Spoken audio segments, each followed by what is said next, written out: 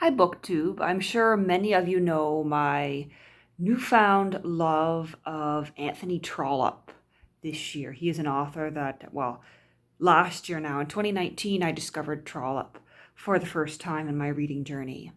And he is a much beloved author of mine.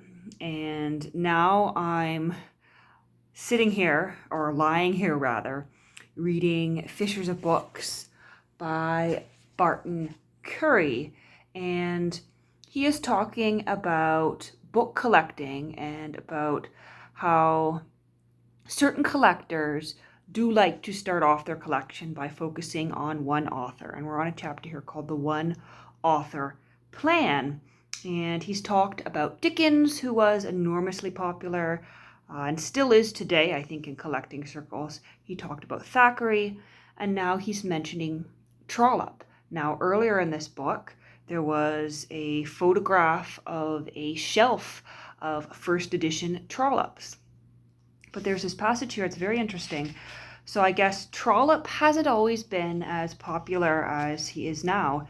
He was certainly, very popular in his day. He sold very well.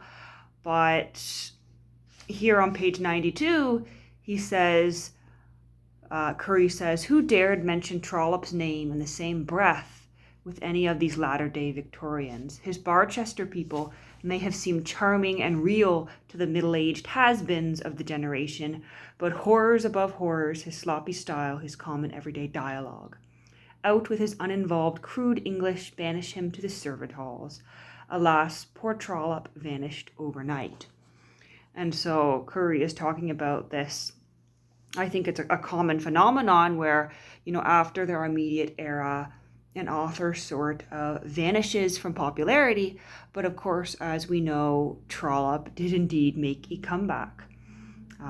Curry writes here, "During my brief contact with the English courses at Harvard in the middle of the 90s, and this would have been the 1890s, in the middle of the 90s, I never once heard mention of Trollope's name. Not one of his books was in my father's library. I was practically unconscious of his existence until well along in the present century.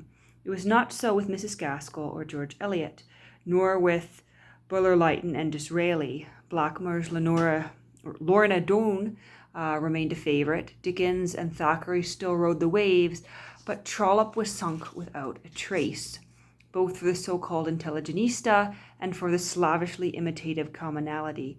Complete likewise was his consignment to oblivion by collectors. Yards and yards of his 3-volume novels went begging in all the English and American bookshops. But such was not to continue. A Trollope rebound came after the turn of the century.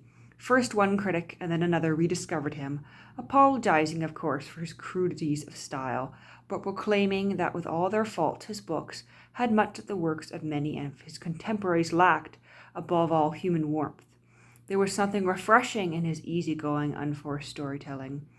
Though he had turned out his voluminous product with machine-like regularity, writing some of it on horseback, in railway trains, occasionally in stage-coaches and on tossing channel steamers, though he had flung his manuscripts with very few corrections to his publishers, whose proof-rooms, despite the fame of the house, were deplorably slipshod, there yet remained much that posterity should cherish. There remained a storyteller that deserved a permanent niche in the English reading hall of fame." And he goes on to talk about Trollope here, but I just find it absolutely fascinating that by and large Trollope had vanished, had gone out of fashion, and that his books were, difficult to sell and people weren't reading him. And then all of a sudden he was rediscovered in the early 20th century. And now, of course, first editions of Trollope go for enormous sums of money. And I don't think I've ever seen, an older edition of a Trollope novel in any bookshop that I've ever been to. Everything I've come across has been from the 20th century, or I bought Trollope in Folio Society editions because certainly, older copies of Trollope are far beyond my means. But I just thought this was an interesting bit to come across. And, Fishers of Books is an excellent read so far. He's been talking about, what motivates collectors, referring to it as a disease of sorts. And now talking about, best practice for collecting and sharing some very amusing stories.